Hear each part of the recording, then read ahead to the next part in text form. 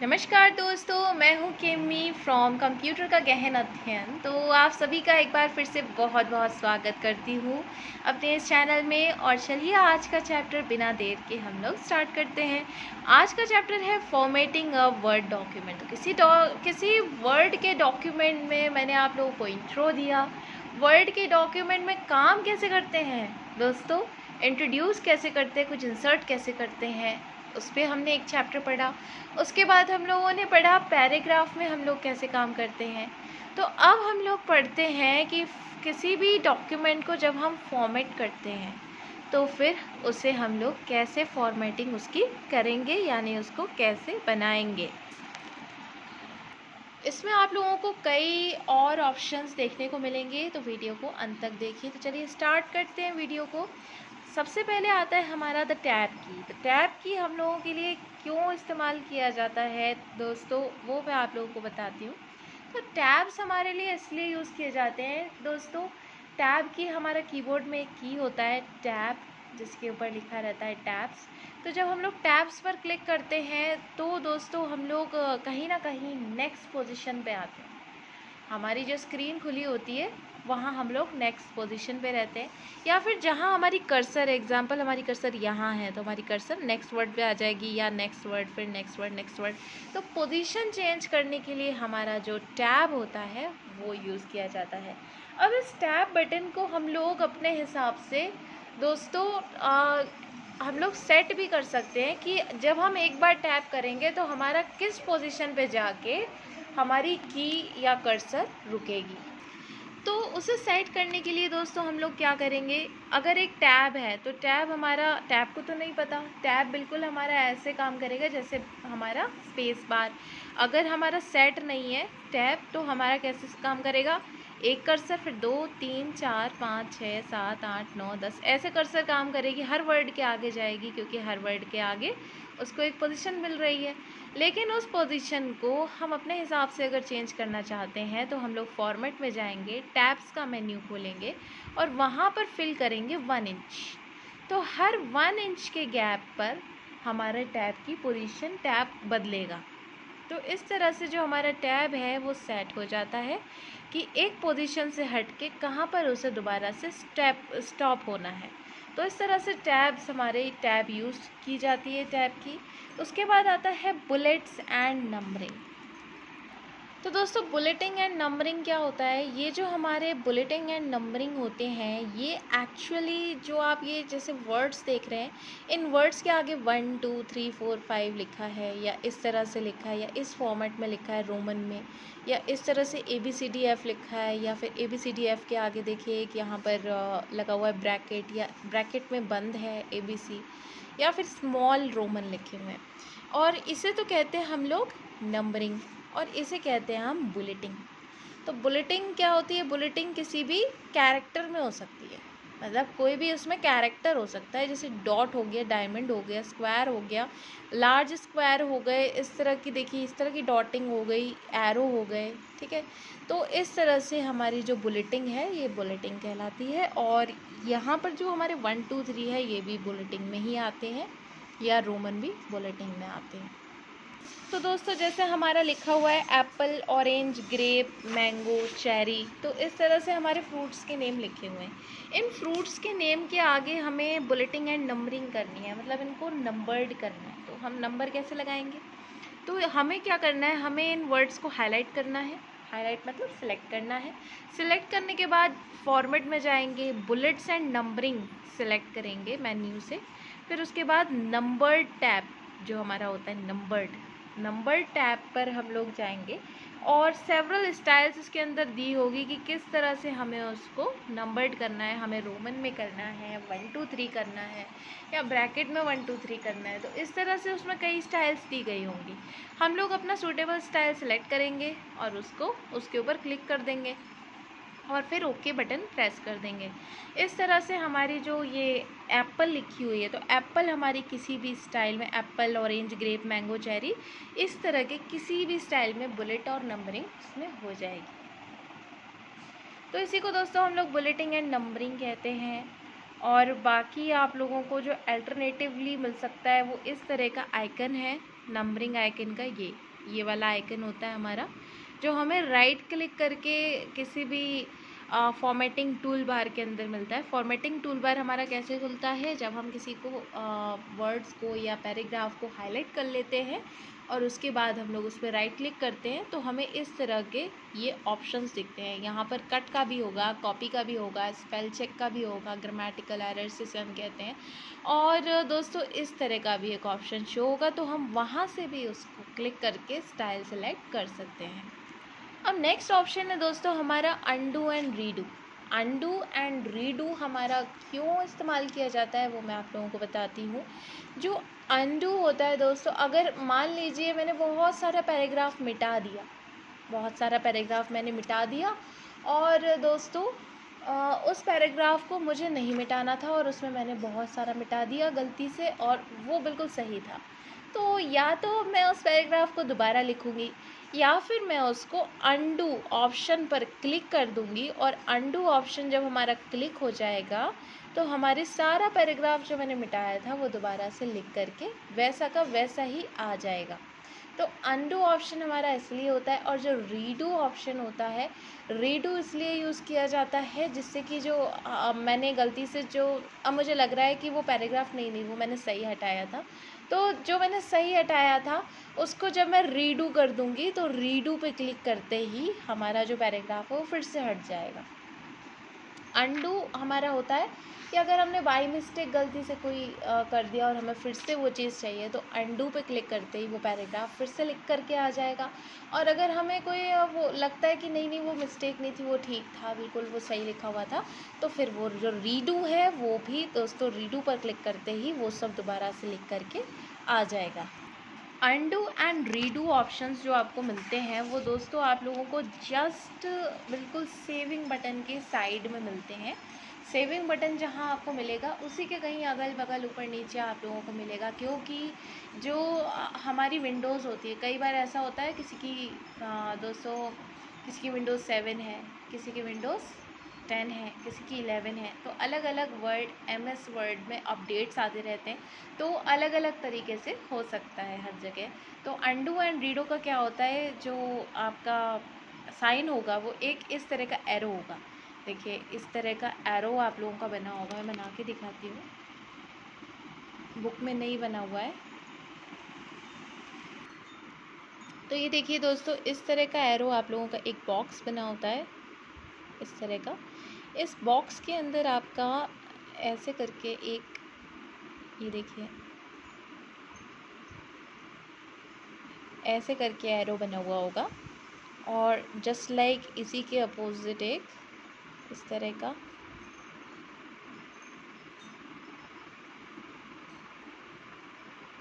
ये देखिए इस तरह का एरो आप लोगों का रीडू का बना होगा। तो ये अंडू का है और ये आपका रीडू का है, इस तरह से ये रीडू का है और ये अंडू का है। तो ये जो आप लोगों के होते हैं आइकन्स, तो इस तरह के आइकन्स आप लोगों के ऊपर सेविंग बटन के जस्ट साइड में बने होंगे।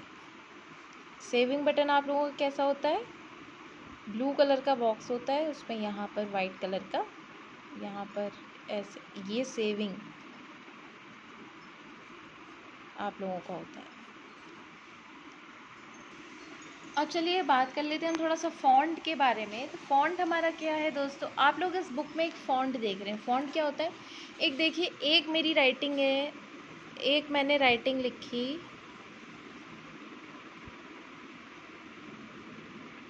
ऐसे करके, ठीक है, और ठीक है, उसके बाद मैंने एक राइटिंग लिखी ऐसे, एक मैंने राइटिंग लिखी ऐसे, तो एक मैंने राइटिंग लिखी, फिर उसके बाद ऐसे। तो ये इन राइटिंग्स में कुछ कुछ डिफरेंस है ना दोस्तों, इन सब राइटिंग में समथिंग कुछ कुछ डिफरेंस है। तो इस वाली राइटिंग का नेम कुछ अलग है, इस वाली राइटिंग का नेम कुछ अलग है, इस वाली राइटिंग का नेम कुछ अलग है, और इस वाली राइटिंग का कुछ अलग है। तो इन राइटिंग्स के नेम को हम लोग फ़ॉन्ट कहते हैं, ठीक है, फ़ॉन्ट का स्टाइल कहते हैं, फ़ॉन्ट स्टाइल। और अगर हमें कितना फ़ॉन्ट का साइज़ कितना चाहिए, तो उसको कहते हैं फ़ॉन्ट साइज़। फ़ॉन्ट साइज़ अगर हमें 11 चाहिए और फ़ॉन्ट स्टाइल हमें चाहिए कैलिब्री, तो हम लोग सिलेक्ट करेंगे यहाँ से। ये देखिए ये ऑप्शंस दिए हुए हैं, ठीक है, ये ऑप्शंस है। यहाँ पर देखिए एक फ़ॉन्ट का नाम लिखा हुआ है, ये टाइम्स न्यू रोमन, तो ये एक फ़ॉन्ट का नेम है। इन्होंने इसको 12 लिया हुआ है फ़ॉन्ट का साइज़। फ़ॉन्ट का स्टाइल क्या लिया हुआ है, ये इन्होंने सेंटर अलाइनमेंट लिया हुआ है।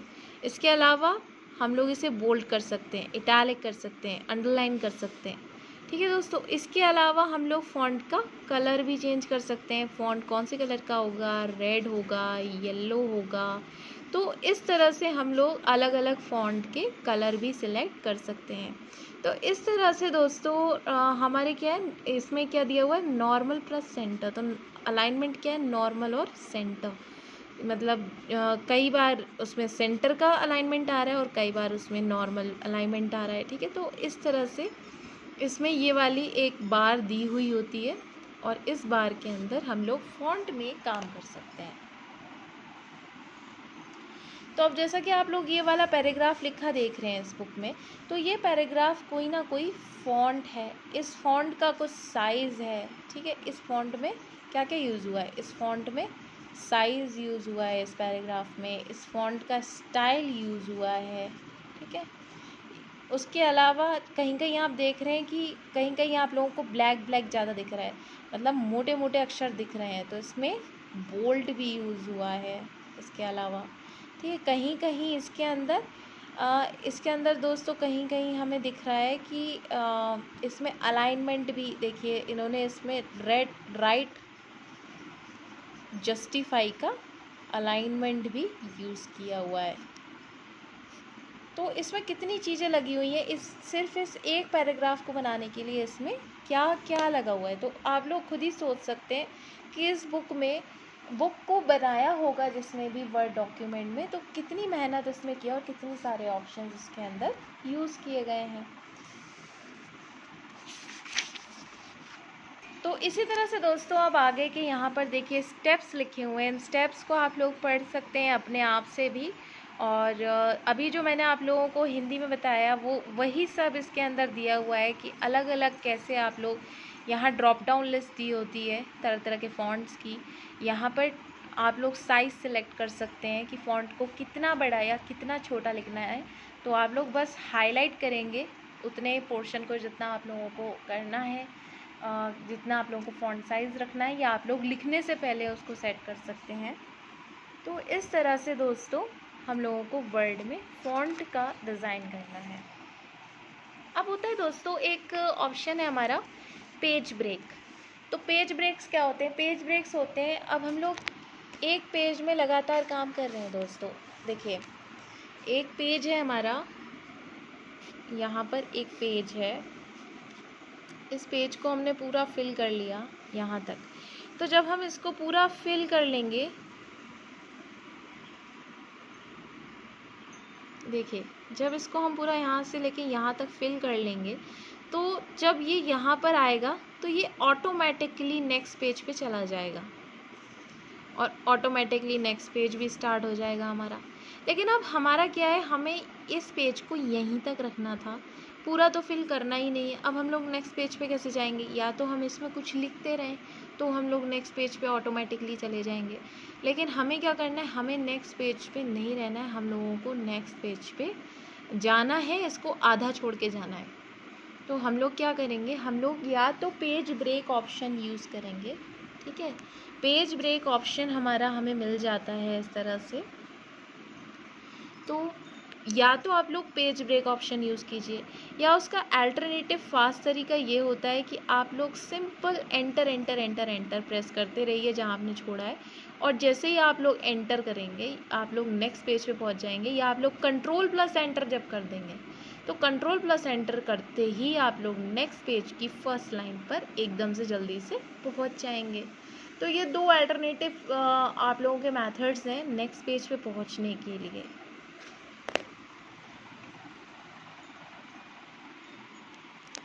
इसके अलावा हमें एक ब्रेक कमांड भी दी होती है इंसर्ट मेन्यू में। इंसर्ट मेन्यू में हमें एक ऑप्शन दिया जाता है पेज ब्रेक का, तो वहाँ आप लोगों को पेज ब्रेक का ऑप्शन आसानी से मिल सकता है, आप लोग वहाँ से भी पेज को ब्रेक कर सकते हैं। अब चलिए हम लोग नेक्स्ट आ जाते हैं। अब आते हैं हम लोग हेडर एंड फुटर्स में। तो हेडर एंड फुटर क्या होता है दोस्तों, मान लीजिए हमारा एक पेज है इस तरह का, और इस पेज के ऊपर एक तो है हेडर और एक है फुटर। तो आप लोग जैसा कि देख रहे हैं इस पेज में दोस्तों, जैसे कि ये किताब है, तो इस बुक में देखिए मैं आप लोगों को दिखाती हूँ, इस बुक में तक भी हेडर एंड फुटर यूज्ड है। तो इस बुक में जब किसी ने बनाया है तो हर जगह एक ही चीज़ लिखी हुई है, फॉर्मेटिंग अ वर्ड डॉक्यूमेंट, और लिखा हुआ है ऊपर यूनिट 4। ये तो है इसका हेडर, और यहाँ पर लिखा हुआ है नीचे basic of OSPC software block 2 और पेज नंबर्स लिखे हुए हैं। तो दोस्तों ये जो हमारा होता है ना, ये होता है हमारा header and footer. Means same चीज़ जब एक ही पेज पे बार बार एक टाइटल रिपीट हो रहा है और सबसे टॉप और सबसे बॉटम में हो रहा है, तो इसी को हम लोग हेडर एंड फुटर कहते हैं, और इसका क्रिएशन करना अब हम लोग जानेंगे। तो दोस्तों हेडर एंड फुटर जो हमारा होता है वो, उसके लिए हमें एक ऑप्शन दिया जाता है, और वो ऑप्शन हमारा होता है व्यू में। तो व्यू मेन्यू आपको कहाँ मिलेगा, जस्ट फॉर्मेट की उन्हीं लाइंस में मिलेगा। थोड़ा सा हम लोग बुक में पीछे जाते हैं और मैं आप लोगों को व्यू ऑप्शन भी दिखाती हूँ कि आप लोगों को व्यू ऑप्शन कहाँ मिलेगा। तो दोस्तों मैं बुक में पीछे आ गई हूँ, और ये देखिए ये है हमारा, आप लोग देख सकते हैं ये। अब ये हमारे ऑप्शंस होते हैं सबसे टॉप पे, यहीं पर हमें व्यू का ऑप्शन मिलता है। ब्लर हो रहा है मेरा कैमरा, ये देखिए जस्ट इंसर्ट के साइड में हमें व्यू ऑप्शन मिल रहा है। तो जब हम इस ऑप्शन पे क्लिक करते हैं तो हमें एक ऑप्शन वहाँ पर देखने को मिलेगा, इंटरफेस देखने को मिलेगा हेडर एंड फुटर का ऑप्शन।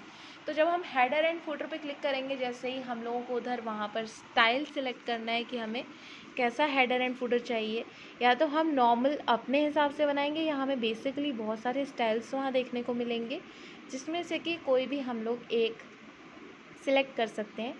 तो बीच में हम यहाँ पर एक टाइटल दे सकते हैं, और एंड में हम लोग यहाँ पर पेज नंबर दे सकते हैं। तो यहाँ पेज नंबर 1 2 3 4 हर पेज पे लिख के आने लगेगा। तो सिंपल यही कॉन्सेप्ट दोस्तों हमारा होता है हेडर एंड फुटर का, ठीक है। तो हेडर एंड फुटर हम लोगों का सिर्फ और सिर्फ यही बेसिकली इन सारी बुक में लिखा हुआ है हेडर एंड फुटर के बारे में। अब चलिए अब हम लोग देख लेते हैं पेज सेटअप। तो पेज में कितना, देखिए दोस्तों ऐसा होता है कि हम लोगों की जैसे ये बुक है, तो इस बुक में कहीं ना कहीं हम देख रहे हैं यहाँ भी स्पेसिंग है। स्पेसिंग के बारे में हम पहले ही पढ़ चुके हैं, लेकिन अब हम लोग बात करेंगे मार्जिन की। तो जब हमारा एक पेज होता है ना दोस्तों, इस तरह का जब हमारा एक पेज है, तो ये पेज हमें कभी भी अलाउ नहीं करेगा कि हम बिल्कुल यहाँ से लिखना शुरू करें, मतलब बिल्कुल टॉप से नहीं लिखने देगा हमें। यहाँ पर एक स्केल बना होगा और यहाँ पर भी एक स्केल बना होगा मार्जिन का, और यहाँ से देखिए इस तरह से एक बिना दिखने वाली मार्जिन बनी हुई होगी, और हम यहाँ से लिखना शुरू कर पाएंगे इस मार्जिन के अंदर, और इस तरह से हम धीमे धीमे धीमे करके लिखते रहेंगे इस पेज के अंदर। तो इस पेज के अंदर जब हम लोग लिखेंगे तो ये जो मार्जिन्स हैं दोस्तों, इन मार्जिन्स को मॉडिफाई करना ही पेज का सेटअप होता है। ये जो मार्जिन्स आप लोग देख रहे हैं, इन मार्जिन्स को सेटअप करना ही हमारा पूरा बेसिक कॉन्सेप्ट है इस पेज सेटअप के अंदर। तो ये जो मार्जिन्स होती हैं दोस्तों, इन मार्जिन्स को सेटअप करने के लिए हमें पेज सेटअप ऑप्शन में जाना है, और ये हमें मिलेगा फाइल में दोस्तों, जहाँ मैंने आप लोगों को अभी दिखाया व्यू ऑप्शन में। ये यहाँ देखिए, यहाँ पर आप लोगों को सबसे पहला ऑप्शन दिख रहा है फाइल। ध्यान से देखिएगा, फाइल, एडिट, व्यू, इंसर्ट। तो फाइल पे क्लिक करते ही हमारा जो एक ऑप्शन आएगा वो आएगा पेज सेटअप का, ये वाला ऑप्शन। तो पेज सेटअप पे क्लिक करते ही हमारा एक ऐसा पॉपअप बॉक्स खुल के आएगा और यहाँ हमें दिखेगा कि टॉप में कितना हमें स्पेस छोड़ना है, यहाँ बॉटम में कितना छोड़ना है, लेफ़्ट में कितना छोड़ना है, राइट में कितना छोड़ना है, और एक होता है गेटर। तो ये इसमें भी आप लोग अपने हिसाब से इसको सेव कर सकते हैं, लेकिन इसका ज़्यादा कोई काम नहीं होता, मेन 4 ही ऑप्शंस होते हैं। ठीक है, तो आप लोग इस तरह से अपने पेज को सिलेक्ट कर सकते हैं, या फिर आप लोग दोस्तों इसे पोर्ट्रेट में ले सकते हैं, या फिर आप लोग इसे लैंडस्केप में ले सकते हैं। लैंडस्केप मतलब ऐसे में लिखना चाहते हैं, मतलब इस बुक को ऐसे में लिखना चाहते हैं, या पोर्ट्रेट सीधे में लिखना चाहते हैं, तो वो आप लोगों से ये पूछता है। इसी के साथ दोस्तों आप लोग इसके अंदर एक ऑप्शन ले सकते हैं पेपर का। तो देखिए आप लोगों को ऊपर यहाँ पे दिखेगा, कई ऑप्शंस इसमें भी आप लोगों को दिख जाएंगे ऊपर। एक तो है मार्जिन्स, एक है पेपर, एक है लेआउट, एक होता है डॉक्यूमेंट ग्रिड। तो हमारा क्या है, यहाँ पर पेपर का ऑप्शन दिया हुआ है। तो पेपर क्वालिटी आप कौन सी ले रहे हैं, पेपर का साइज़ क्या ले रहे हैं, आप लोग इसे कौन से दोस्तों उसमें बनाना चाहते हैं। लेटर में देखिए यहाँ पर एक लेटर है, तो लेटर के हम लोग लेटर पेपर ऑप्शन पे आ गए और लेटर हम लोग लेना चाहते हैं। उसके बाद आता है विथ हमें कितनी रखनी है, हाइट हमें कितनी रखनी है, तो उसी हिसाब से बाद में जो हमारा प्रिंट आउट है वो निकलेगा। यहाँ हम लोग और भी ऑप्शन ले सकते हैं, A4 शीट ले सकते हैं, इसके अलावा लेटर के अलावा तो कई ऐसे ऑप्शंस होते हैं दोस्तों जो हम लोग MS वर्ड में यूज़ कर सकते हैं। यहाँ पर ये चैप्टर दोस्तों यहीं पर ख़त्म हो गया। देखिए बातों ही बातों में, और बहुत ही छोटे वीडियो में मैंने आप लोगों को ये चीज़ पूरा चैप्टर समझा दिया एक ही बार में। तो ये देखिए यहाँ पर लेट अस सम अप के नोट्स आप लोग रीड आउट कर सकते हैं और इनको लिख भी सकते हैं सम अप का। और ये है आपके पॉसिबल क्वेश्चंस दोस्तों, पॉसिबल क्वेश्चंस आपके ये सभी हैं। इन क्वेश्चंस को आप खुद से मन में करने की कोशिश कीजिए। अगर आप इन्हें मन में कर रहे हैं, अच्छे से कर रहे हैं, तो आपको MS वर्ड में दोस्तों कोई भी डाउट इसका मतलब नहीं है। और अगर इसमें अभी भी कोई डाउट है और दोस्तों आप लोगों को कोई भी क्वेश्चन इसमें समझ नहीं आ रहा है, तो वीडियो में उस कॉन्सेप्ट पे जाके उस वीडियो को फिर से देखिए या उसके बारे में फिर से पढ़िए एक बार। सो गाइस, मिलती हूँ आप लोगों से नेक्स्ट चैप्टर में नई वीडियो के साथ। न्यू चैप्टर हमारा रहेगा वर्किंग विद टेबल्स। तो हमारा MS वर्ड यहीं पर होता है ख़त्म। अब हम लोग काम करेंगे स्प्रेडशीट में, यानी कि हमारी एक्सेल फाइल में।